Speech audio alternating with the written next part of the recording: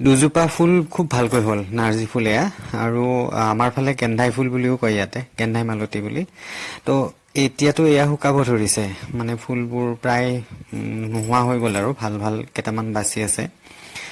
এই দুজোপা খুব ভালকে হ'ল, এইজোপা আৰু সেইজোপা এনেকে ভালকে হ'ল। এই ফুলজোপা যেতিয়া হৈছিল তাৰ আগতে মই ফুলৰ আগবোৰ কাটি আকৌ মানে ভালকে ৰুইছিলোঁ। তাৰপিছত সেই ৰোৱা ফুলখিনি এইখিনি হ'ল, ইয়াতে ধুনীয়াকে এয়া হৈছে এইকেইটা। কিন্তু কেইজোপা মানৰ কি হৈছে মই আপোনালোকক দেখুৱাই আছো। এজোপাও খুব ভালকে হৈছে, এজোপাও ফুলিব লৈছে, ফুলিব আৰু।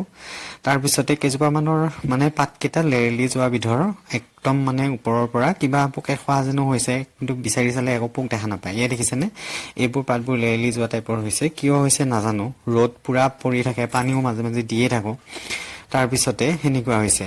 এতিয়া কিবা ব্যৱস্থা ল'ব লাগিব বুলিও নাজানো বাৰু, কাৰণ নাৰ্চাৰী ইমান অভিজ্ঞতা নাই। তাৰপিছত এনেকে এইকেইডাল এতিয়াও আছে, এতিয়া ফুলিব চাগে, নাজানো কি হয়। এইকেইডালৰ অৱস্থা